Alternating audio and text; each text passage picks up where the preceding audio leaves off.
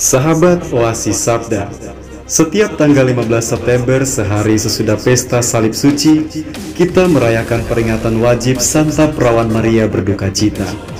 Bagaimana kita memahami peringatan ini? Yuk kita menyimak ulasan Father William P. Saunders.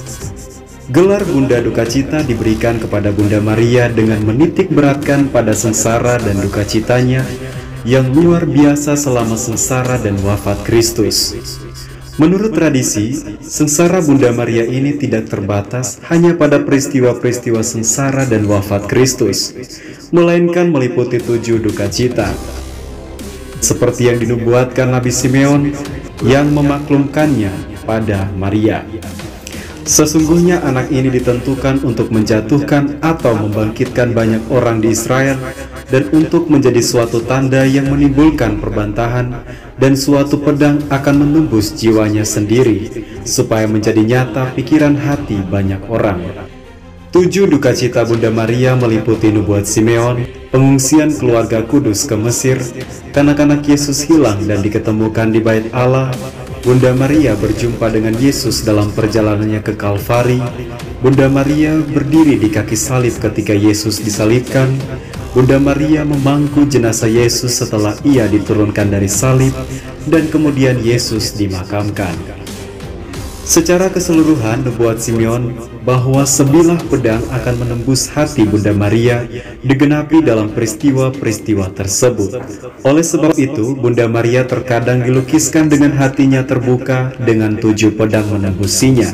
Dan yang terpenting ialah bahwa setiap duka cita diterima Bunda Maria dengan gagah berani, dengan penuh sukacita, dan dengan penuh kepercayaan, seperti digemakan dalam fiat-Nya, "Jadilah padaku menurut perkataan Tuhan," yang diucapkannya pertama kali dalam peristiwa kabar sukacita. Peringatan Santa Perawan Maria berduka cita mulai populer pada abad ke-12, meskipun dalam berbagai gelar yang berbeda. Beberapa tulisan didapati berasal dari abad ke-11, teristimewa di kalangan para biarawan Benediktin. Pada abad ke-14 dan ke-15, peringatan dan devosi ini telah tersebar luas di kalangan gereja.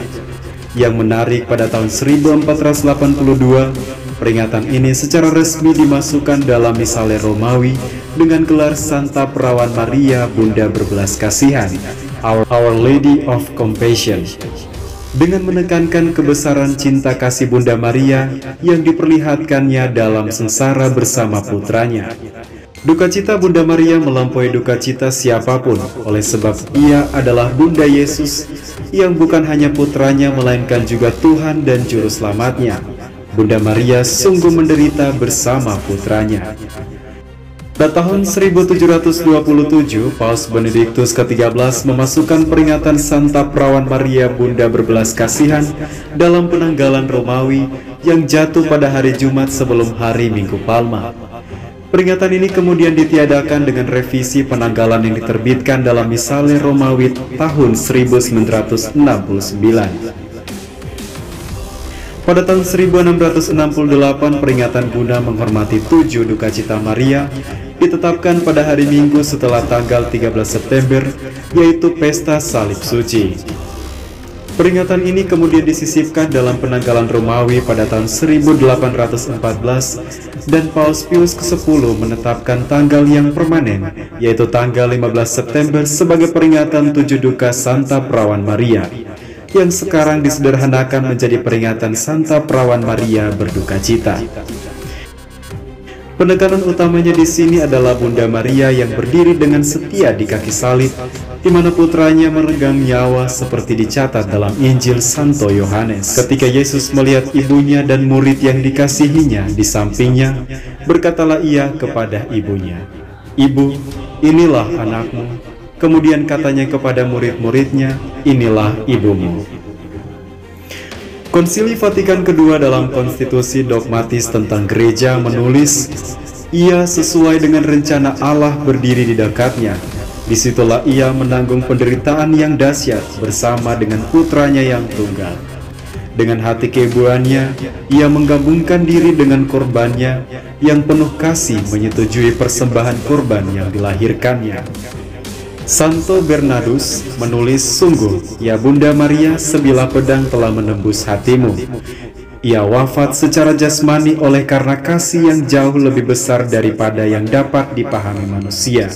Bundanya wafat secara rohani oleh karena kasih seperti yang tak dapat dibandingkan selain dengan kasihnya."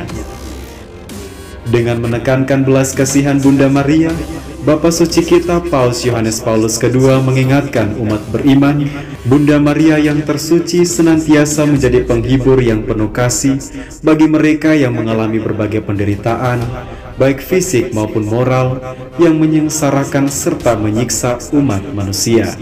Ia memahami segala sengsara dan derita kita, sebab ia sendiri juga menderita dari Bethlehem hingga Kalvari, dan jiwa mereka pula akan ditembusi sebilah pedang.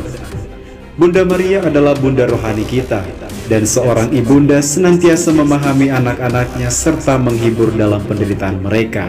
Dengan demikian, Bunda Maria mengemban suatu misi istimewa untuk mencintai kita, misi yang diterimanya dari Yesus yang tergantung di salib, untuk mencintai kita selalu dan senantiasa, dan untuk menyelamatkan kita. Lebih dari segalanya, Bunda Maria menghibur kita dengan menunjuk pada Dia yang tersalib dan Firdaus. Oleh sebab itu, sementara kita menghormati Bunda Maria, Bunda Duka Cita, kita juga menghormatinya sebagai murid yang setia dan teladan kaum beriman. Marilah kita berdoa seperti yang didaraskan dalam doa pembukaan misa merayakan peringatan ini. Bapa, sementara putramu ditinggikan di atas salib, Bundanya Maria berdiri di bawah kaki salibnya, menanggung sengsara bersamanya. Semoga gerejamu dipersatukan dengan Kristus dalam sengsara dan wafatnya, sehingga beroleh bagian dalam kebangkitannya menuju hidup baru. Amin. Dengan meneladani Bunda Maria, semoga kita pun dapat mempersatukan segala penderitaan kita dengan sengsara Kristus, serta menghadapinya dengan gagah berani, penuh kasih dan kepercayaan.